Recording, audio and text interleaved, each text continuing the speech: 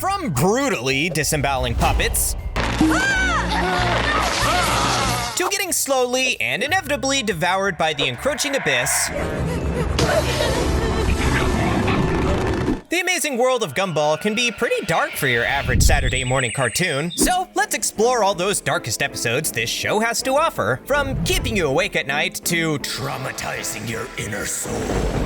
And what better place to start than the episode where a schoolgirl almost gets married to a vile demon from the underworld. That episode is The Scam, and it all began with Miss Simeon hosting the school's Halloween show and tell. Naturally, it's a snooze fest, until it's Gumball's turn. In his sorrow, the monster ate everything at the banquet table, and every soul around it. The mention of a foul beast of the underworld so vile it had to be banished for nearly devouring everything already had his classmates damn near soiling themselves. As if that wasn't terrifying enough, he ended the story with a warning never to utter the creature's name, for upon doing so, the gluttonous beast would be unleashed onto their world. And of course, Gumball utters the name a bunch. Gargaroth, the Devourer! Believe me, I was gonna jump in there myself to shut him up if he didn't shut up. But unfortunately, it was too late.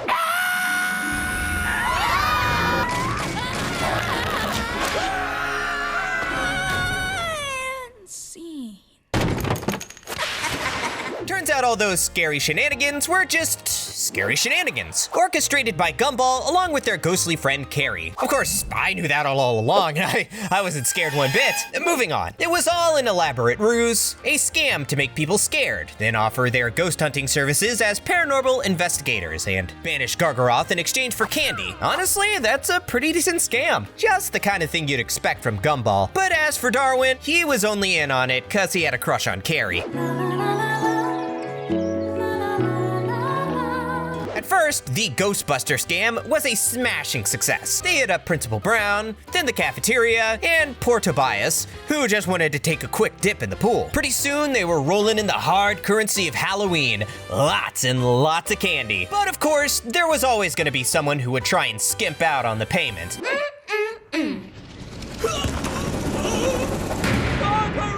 Harsh, but how else would the others learn? That, my friends, is how you run a scam of a business. Things were all good and fun, but then came the real nightmare. While they made off with their ill-gotten candy, they failed to notice that they had accidentally summoned the real Gargaroth. And guess who the entire school was counting on to vanquish the foul monster? Wattersons, thank goodness they'll save us from Gargaroth the Devourer. Well, time to clean up their mess. With no actual knowledge of how to defeat the demon, they frantically try to appease Gargaroth with their dirty candy loot, much to Gumball's dismay. Maximus Harriman! With all their candy spent, all except one, Is there any more candy left?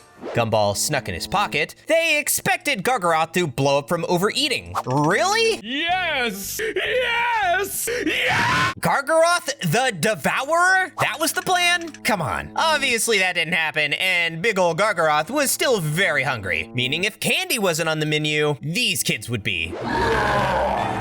Gargaroth, no! Gargaroth, I will be your bride. Wow, when all this started, I wasn't expecting it would end with a wedding, ungodly as it may be. But just like the story Gumball told in the beginning, perhaps a marriage was the one thing to stop Gargaroth's hunger madness. He demanded the hand of the king's daughter in marriage, but the princess left him at the altar. Just as the unholy ceremony was about to be sealed with a disturbing kiss, Gumball finally decides to do the right thing for once since the start of the episode. All right. I stand corrected. I guess the Devourer could only devour so much. You know, I've got a strong feeling Gumball might have just let the wedding go on if Darwin wasn't there to whine about it. All for the sake of keeping one single candy. Now that's just dark. Scamming an entire school might be terrible, but that's nothing compared to the frankly insane treatment Gumball gives Darwin in the episode The Dream. The episode kicks off with Gumball getting tormented by the ultimate betrayal in his dreams, Darwin stealing Penny.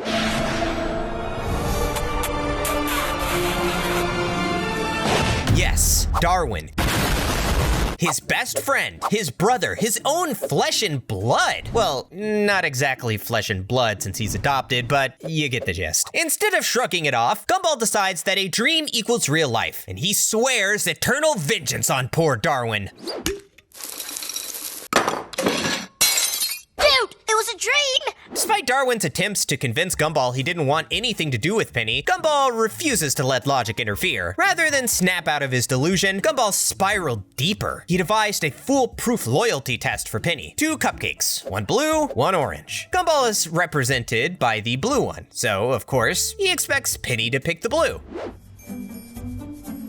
Look, if you want me to have the blue one so bad, why did you bring 2? Sadly, she chooses orange. And Gumball, who can't handle rejection, if you can even call this rejection, shoves the blue cupcake into her mouth. Big mistake. Penny's actually allergic to the color blue. Or blueberries? I forget. Cue anaphylactic chaos. Pills in my locker. Which color? The orange one. Not my fault you gave her the wrong pills. She specifically said she needed the orange one. Desperate to put an end to this insanity, Gumball and Darwin agree to settle things where the original conflict began, in Dreamland. How are they gonna do that? With science, silly! The tinfoil reflects our brain waves into each other's heads. So when we go to sleep, we'll share our dreams. Now take my hand to drink your warm milk. What follows is a series of increasingly nightmarish dreamscapes. Them being the size of flies while being chased by a giant gumball, them being naked in a shopping mall, and stuff like that. Finally, they land in the right dream, with Penny singing a sweet melody in the cosmos. And this time, Darwin was being sucked by the sheer power of the dream to reenact the nightmares Gumball was afraid of. When it seemed like everything would just play out as Gumball dreaded, he finally comes up with a creative solution.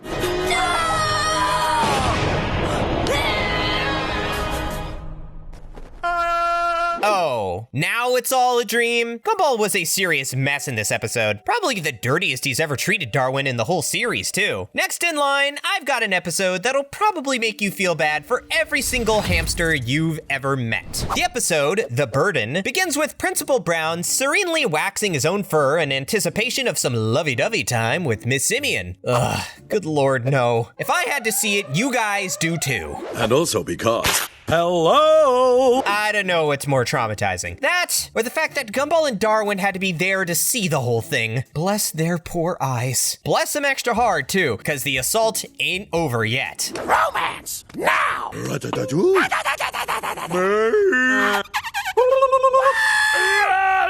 I think we've heard enough. Couldn't have said it better myself. Anyway, it turns out Principal Brown handed them a simple weekend assignment. Pet sit the school hamster, Chris Morris. And when I tell you that hamster has seen more hell than hell itself, you better believe it. Just look at it.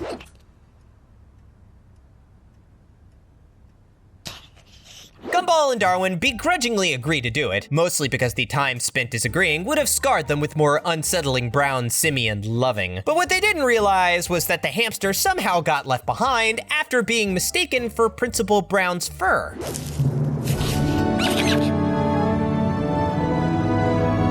Fast forward to Saturday afternoon. Gumball's on a date with Penny, trying every cheesy pickup line in the book. For reasons beyond his control, he brings Chris Morris along, because that's what every date needs, a tortured rodent. There. I've got you, little fella. I will always be there for you. Ooh, it's so paternal. Ooh, is it me or is it starting to get hot in here? I'll be right back. I'm just gonna go get me a hamster real quick for, something else entirely.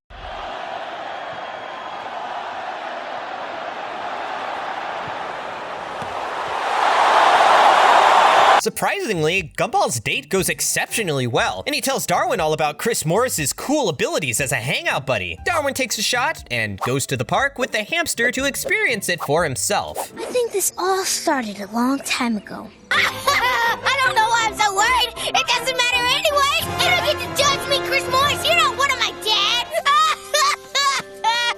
Well, leave it to Darwin to turn their hangout sesh into therapy, but strangely enough, the ball of waxed fur also makes for a great therapist. Who knew shutting up and listening could be so effective? As the weekend rolled on, the boys spent hours bonding with their furry friend. Snack time, bath time, bedtime, even a very disturbing amount of kiss times here and there. Unfortunately, the fairy tale life comes crashing down when Chris Morris goes through a sequence of unfortunate events straight out of a Final Destination movie.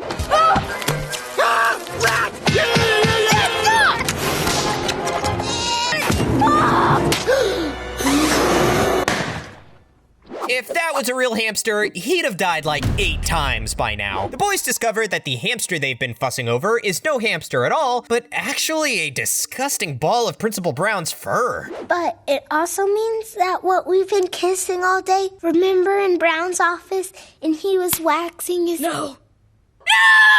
I'd be brushing my teeth, showering, and disinfecting my skin for like an hour straight if that happened to me. But Gumball and Darwin soldier on, and they sprint back to school to track him down. But this hamster ain't going down without a fight. Every time they corner him, he's already 3 steps ahead. Or maybe 3 steps behind? Because he moves at a painfully slow 1 mile per hour, but somehow stays freakishly elusive. Somehow, the hamster's deviousness didn't stop there. Chris Morris sets up a pretty damn elaborate trap for the boys in the chemistry lab.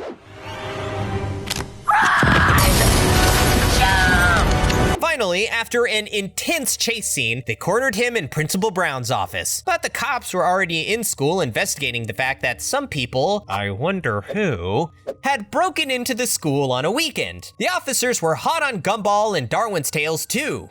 Okay, maybe not Darwin, what with him being a fish and all. Just as they were about to catch them both, Chris Morris steps in to save the day. Let's get back to our weekend. Romance! Now! Not you! Why did you help us? Maybe he knows how it feels to be caged and he wouldn't wish that on another soul. Aww, how weirdly sweet. Gumball and Darwin, deeply humbled, decide to replace Chris Morris with another patch of waxed fur and let the little guy roam free into the wild. Okay, this is taking forever. Let's go home. I was just gonna say the same thing. Like, how long does it take to go into the wild? Jeez. You know what's worse than fondling an old man's waxed hair? Losing control of your body and getting transported to a hellish nightmare dimension. And all that happened because of a couple puppets. The episode in question is The Puppets, and it kicks off with Gumball and Darwin playing Storage Wars Attic Edition. Basically, they're trying to get rid of the excess toys they haven't played with in like 7 years. And for good reason too, because some of these toys are, well, you should see for yourself. That was awesome! That went PG-13 real quick. And if you think that was bad, well, there's also this one toy that's basically a flying lawsuit just waiting to happen. Mighty Flies takes no responsibility for any limbs, eyes, or innocence lost while enjoying the Mighty Flies line of products. I gotta admit, that's a pretty darn good liability waiver if it managed to get drilled into children's heads word for word. Still, the worst toy is yet to come. While rummaging, they uncover a box of puppets that look like they've been rejected from a Tim Burton yard sale. Because we're too old to play with toys and dolls. Playing never goes out of date. Playing with dolls means you'll never go out on a date. Come on, man. Time to grow up. You're right. That's definitely not the only reason. Puppets are also creepy as hell. Anyway, Gumball's immediate vibe is nope. Smart kid, that one. But Darwin, bless his fishy heart, decides pocketing them is a genius idea. Wait a goddamn minute. Fishes don't have pockets? Where did he? Not my business. Once Gumball bails, Darwin puts on the puppets, and in a poorly thought out move only rivaled by signing up for a timeshare, he promises the puppets to never take them off. And you'll never take us off your hands again, right? I promise. Yeah, that can't be good. It didn't take long at all for the puppets to start making a mess of things. Exhibit A, hitting on their school bus driver. Please. Question, was he about to make out with a little kid's fingers? Moving on. At school, Darwin's new hands turn eating lunch into a jigsaw puzzle. Then, the puppets spy their biggest op, Gumball, and force Darwin to start roasting him against his will. I can try to insult your face, but I think nature's already done enough damage. Darwin's behavior just gets stranger and stranger as the day wears on. Pretty soon, it's starting to look like he might be a tiny bit possessed. Just look at how he reacts when Gumball tries to take the puppets away from him. No, just Take them off. Oh, the fun will never. Darwin, stop! When I said grow up, After that pretty embarrassing beatdown, Gumball takes the puppet straight into the trash. Problem solved. Except that's not the end. You've probably figured out by now that these aren't your regular puppets. They crawl out, now have their own voices, and can seemingly move freely. Oh, and they want some payback. And they start by taking away what Gumball holds nearest and dearest. I'm talking to Darwin. Why did you go fish them out of the trash? Sadly, Darwin can't hear him. He's now a puppet thrall with his mind trapped in the puppet world. So, Gumball does the only rational thing. He puts on another puppet and dives into a weirdly bright and colorful nightmare realm. In Puppet Land, everything's aggressively cheerful, colorful, but just a little bit creepy. Good to see you, man. Please stay focused, sir. Master Darwin needs you. Then there's Darwin, trapped with a life-sized version of the puppets that took him, going through what I can only describe as the worst torture ever. Wear no hats. Oh, wear two hats if you prefer.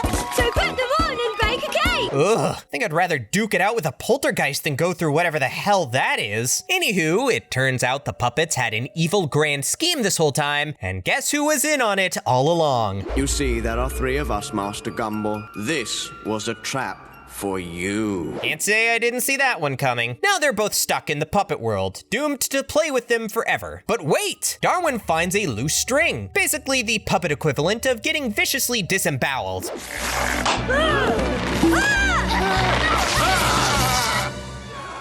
Oh. That was a bit, too underwhelming for an epic ending. So they just decide to nuke the place. It's their imaginary world, after all. I will have my revenge!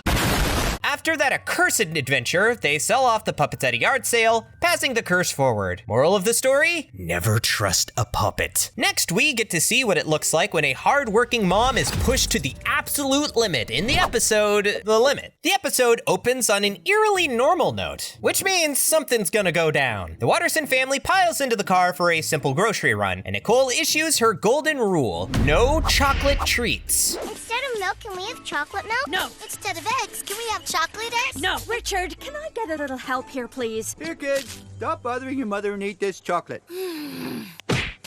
The episode just started and I'm already at my limit. Nicole's rule doesn't stop the kids from throwing an embarrassing tantrum in the mall, leaving her no choice but to banish them to the car. Still determined to get some treats, Gumball, Darwin, and Anais decide to come up with a few plans, starting with one that involves getting their mom sumo tackled by a bunch of overweight shoppers. You see, the plan was to keep her pinned down long enough for them to sneak some candy into their shopping cart. But Richard gets in the way, offering his cooperation for a cut of the sweets, only to be caught by Nicole, who I might add was still under him. Once again, it was back to the car, with Richard this time, so they cooked up their next plan. And this one was completely hilarious, trying to transform Richard into a manly macho man who calls the shots. But their definition of that is a man barely tucking in his fat stomach with erect nipples. You listen to the man when he's talking! Oof, can't blame the guy. Look like that would cripple any man's macho-ness. Next was Anais' plan of convoluted deception, which I won't even bother going into because they were caught before they could even think of executing it. But hey, they got their chance again when Nicole got stuck in a massage chair with a thrown-out back. Why aren't you in the car? Pre-makeover session. No! I don't know how they thought that was gonna go in their favor, but I'll give them props for their determination, even though it ended with them in the car again. Their final plan, however, took the cake on the list of terrible things a father could do with his kids. Shoplifting. You open the bag, you ate the candy, put the bag back where it was. Give it up to Richard, Dad of the Year. Can't even shoplift properly without getting caught. Needless to say, Nicole was beyond upset with Richard, and the dude wasn't even apologetic. He still had the guts to ask a very, very ridiculous question. Does that mean we can get a candy bar? Gumball, Darwin, and Anais flee in horror as what's left of their mom rampages through the aisles, hunting them down. One bravely foolish guard tried stopping her with the taser. Big mistake. Holy Holy hell, she just aged the guy like 60 years with a single glare. She's gotten even more powerful. The kids were running out of ways to slow her down, so they needed a solid plan to end this. And they needed one fast. Darwin, NIEs, now! Well, that didn't work at all. Heck, I'm surprised it even lasted that long. Nicole had finally cornered the rest of the Watterson family, ready to pounce. That was until she saw what she had become. I completely overreacted. Overreacted might be a strong word. Your family is an absolute nightmare, Nicole. With peace restored, the kids and Richard apologizing, everyone's happy. Maybe except the traumatized security guy. At least this episode ended on a happy note. Can't say the same for the next one. Next on the list of disturbingly dark episodes is one that foreshadowed just how fickle the Gumball universe is. The episode, The Signal, began with Gumball and Darwin cruising the mall and checking out stores. Darwin's busy hunting for something to complete his new look. Meanwhile, Gumball is struggling to play a supportive brother. The moment Gumball opens his mouth to compliment him, something goes eerily wrong. How about this? Yeah, that one makes you look... How strange. But hey, maybe it was just a one-time thing, like a minor glitch in the Matrix. Either way, Darwin didn't seem to notice and went on trying hats. Do you think it makes me look like I have a fat head?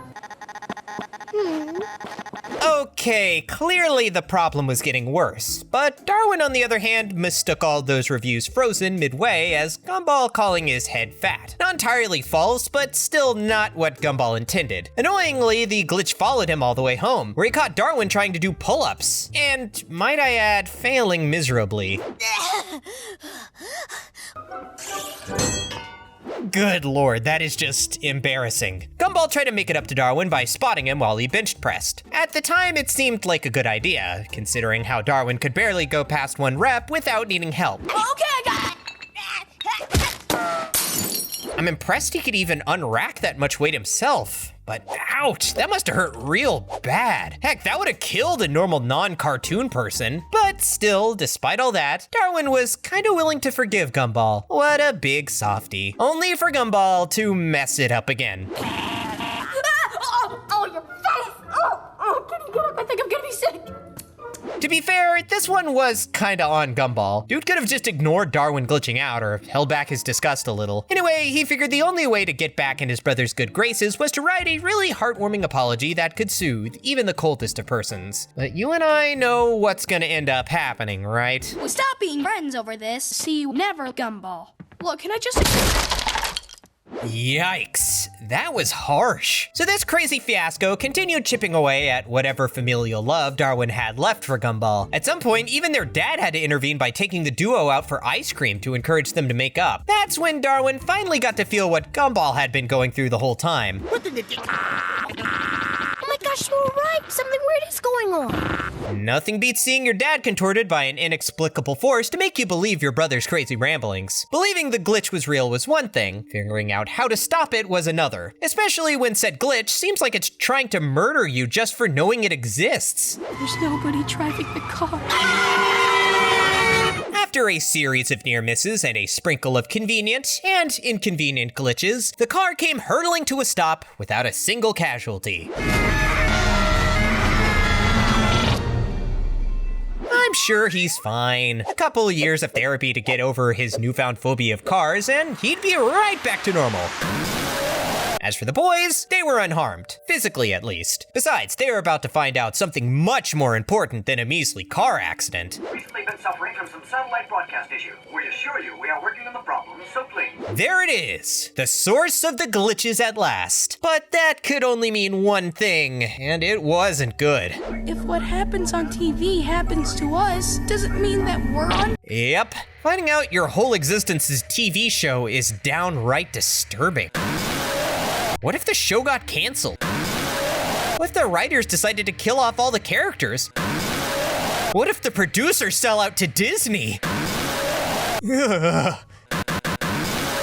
The only thing that could possibly be worse than that is watching your whole life crumble and all your loved ones disappear in front of you. That actually happened, and it was in the episode The Disaster. This one opens with the Watterson family on their way to the mall for some Saturday shopping. Nicole's singing a catchy song, Richard's chiming in, the kids were harmonizing so perfectly you'd swear they'd been practicing. Then cue the ominous music. Somewhere in a shady parking lot of the mall is Gumball and Darwin's nemesis, Rob, buying a universal remote from a shadowy figure. So, it cannot be used for evil. Back off, old man! Okay, so it is an actual universal remote, like one that controls the universe, I guess. Pretty powerful stuff to be in the hands of a revenge-driven maniac. And it shows the moment he spots the Wattersons driving into the parking lot. Just plain milk. Huh, interesting way to try and murder a family. And don't even ask me how they survived that car crash. Unfortunately, the Wattersons did not suspect any foul play. Instead, they preferred to blame Gumball, who was playing with the windows just before the crash. How on earth was it his fault? I couldn't tell you. But Rob was just getting started. His next plan was simple as it was devious. Divide and conquer. Lose your brother. If we hadn't adopted him, we would have enough money. Now that is one powerful remote, and Rob was about to go on a rampage with it. First, he turns off parental filters for Richard and Nicole, which threatens to split the family. Parental filter off. I'm getting a donut and she's getting a better husband. What? Next is making Gumball and his girlfriend Penny speak Cantonese, which just seems to make them get into a fight for no reason at all, aside from the tiny little fact that she just caught him kissing an ice cream cone. Everything Rob does just pushes Gumball further and further into despair until the poor boy's just about ready to give up.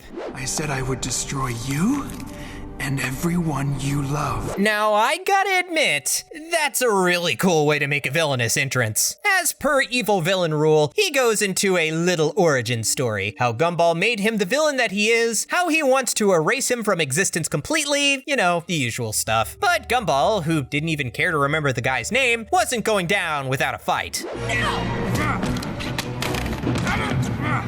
Well, that went on for a while. They even had a little slow motion bit too. And for a minute, Gumball had the upper hand in the battle after he hit the off button against Rob, essentially turning him, well, off. But that table got turned real quick, and Rob got Gumball where he wanted him. Beaten on the floor, inches away from the void. Finally, Rob was gonna get his revenge. The batteries are dead. What now? With the dead remote, and feeling like a sore loser, Rob does the next best thing. He tosses the remote into the void. If he can't force Gumball to go into the void, he might as well make him go willingly. After all, Gumball needs it to save his family. The end! Nah, I'm just kidding. While falling down the void, Gumball manages to grab their universal remote in time and presses the rewind button, all the way back to the beginning. But one thing's for sure, the mayhem that Rob had wreaked was far from over, and it seeps over into the next episode. The rerun kicks off exactly where the last one left us. The Watterson family singing their usual family song, cruising towards the mall. But something was different. Guys, trust me. We've done all this before. I told you to stop playing with that window. The only thing worse than Gumball's family not believing him was the thought of losing them again. However, this time he had the knowledge of the future to help him stop it, starting with Darwin. No, Rob is messing with me? Yes! With the Darwin issue sorted out, next was his parents. Just before Rob could repeat the whole parental filter shtick again, Gumball jumps in, literally. But that only seemed to make things worse. How about we get some donuts? Oh, whatever. But I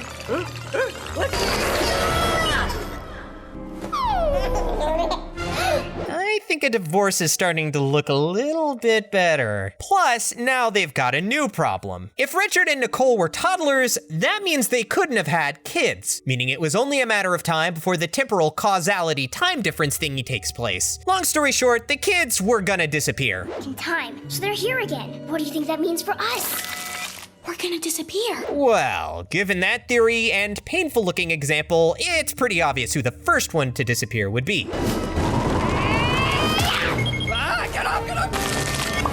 You know, I was kind of expecting her to regress back to being a baby, then a fetus, then nothingness, but I guess that's way too dark for even the Gumball universe. But at least we get to see something kinda similar with Darwin. In just a matter of seconds, Gumball's best buddy is back to his original little goldfish form, and without water, he just dries up instantly. Tough break. And then the final nail in the coffin was when Gumball barrels into Penny while trying to tackle Rob.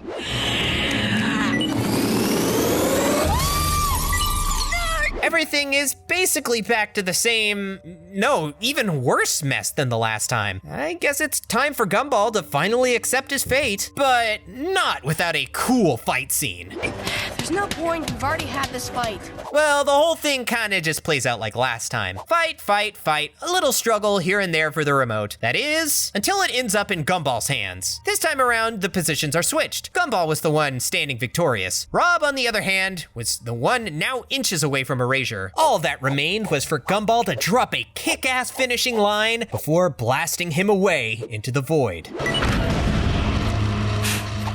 For a triumphant moment, Gumball stood there basking in his victory. Well, he danced a little, but that's not the point. It doesn't take long for the guilt to set in. I mean, he did just banish a guy to an eternity in a prison of nothingness. Being the hero he is, Gumball dives into the void as well. Not to save his family or the world, but to save an enemy. The only problem is, Rob doesn't want to be saved. It seems you've run out of luck.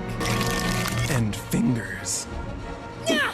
Thank you. Really, Gumball? Really? I think that was meant to be the equivalent of throwing your gun at the bad guy when you run out of bullets. Except in Gumball's case, the bullets were still plenty loaded. I can't. Whatever you decide, please do it fast. Turns out being a hero comes with a couple benefits, like not getting murdered. Rob realizes the errors of his ways and decides to fix the absolute mess he's created. This is too dangerous.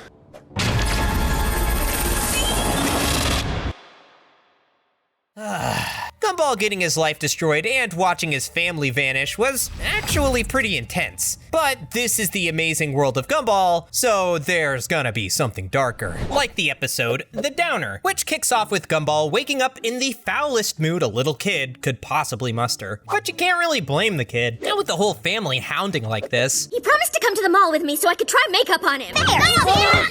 But you know how family is, they never take a hint. So Gumball does something we've all done at some point in our lives. He wishes everyone would vanish. And bam! Elmore turns into a post-apocalyptic wasteland. Now it's just Gumball, his bad decisions, and an empty house to do whatever the hell he wants. I made a terrible wish, and now my whole family have disappeared.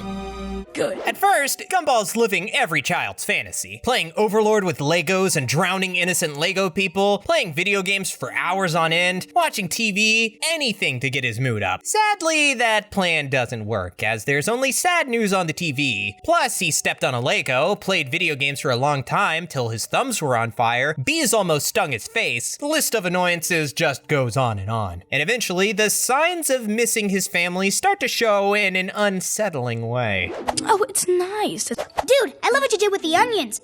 Textbook psychosis right there. He does nail the voices though. Anyway, dude realizes it sucks to be in a pissy mood when there's no one to take it out on, so he hits the streets in search of some poor soul to terrorize. Is anyone there?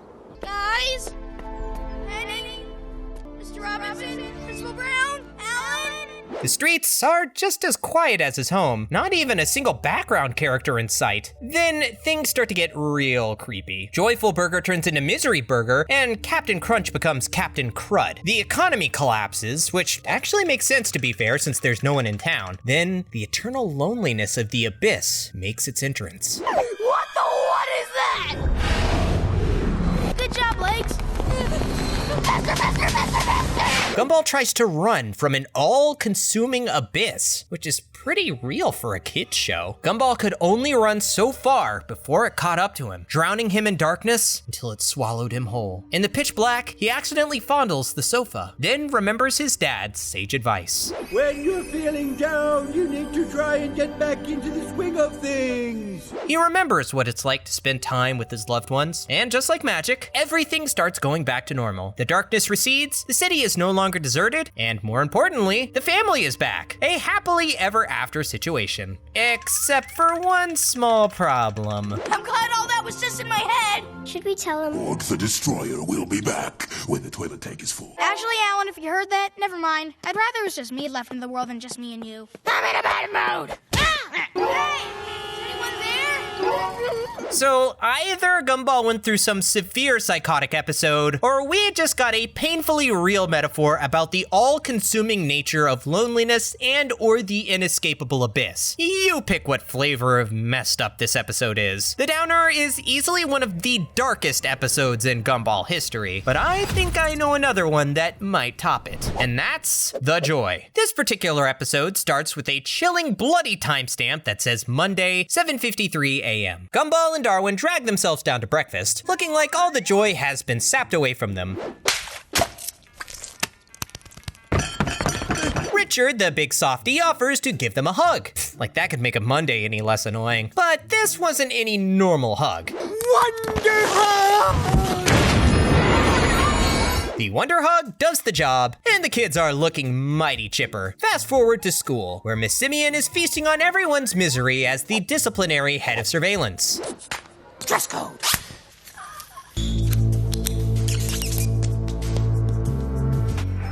Good. Excellent. Perfect. The only thing that didn't fit with her misery parade was the sight of Gumball and Darwin actually smiling. On a Monday! The horror! Miss Simeon wasn't about to let a couple of smiling kids ruin her day, much less sing in her class, in the middle of a surprise test, no less. Stop! But my How dare you sing in my class? It suddenly dawned on Miss Simeon. This was no ordinary happiness. It was a disease. One that warranted subjecting Gumball and Darwin to a series of unethical tests. Try harder!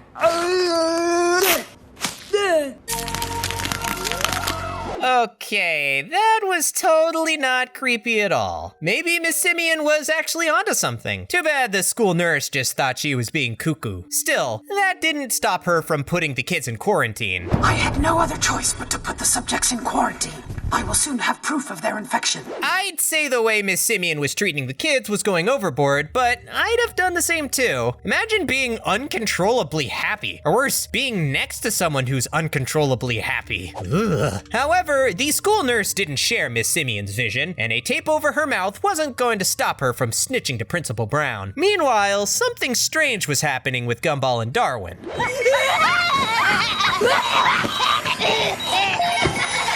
Did they just die from an excess amount of happiness? Could that even be a real thing? But yeah, in Gumball and Darwin's case, I guess they actually did die, only to come back as something even creepier than a zombie. Damn, woman, that was just cruel. I low-key might have done the same to survive, though. This situation quickly got out of control, and all Miss Simeon could do was watch as the whole school fell victim to the joy virus. I see even zombie Gumball's got his priorities straight, huh? With the school completely overrun by joy bees, Miss Simeon turns her office upside down in anguish. It's practically her worst nightmare come to life. Then she stumbles across the one thing that turns out to be her weakness. The music is the cure! The problem now was getting everyone to hear the somber music all at once. Of course, there was the PA system in the principal's office, but the path was riddled with joy bees. To get through them, Miss Simeon would have to do something truly dastardly. Rainbows! Naturally, she couldn't keep up that facade for too long. Not when the banana boy over here was walking around showing off some skin. Well, she tried her best. I'm surprised she even got that far in the first place. She managed to get into Principal Brown's office without getting caught. Now, all she needed to do was play the music over the PA system, and everyone would be back to normal.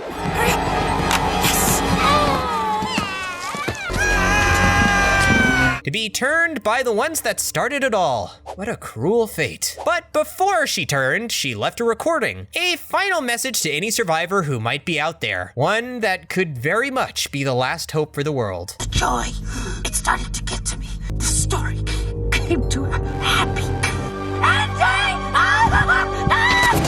The episode actually ends like that. No surprise cure, nothing. The town is just consumed. Whew, that doesn't give you nightmares for a week. I don't know what else will. Now, I've seen some pretty dark cartoons in my day, but Gumball sure takes the cake. So, if you think you've still got the guts to handle more, click the video on screen now. Thanks for watching.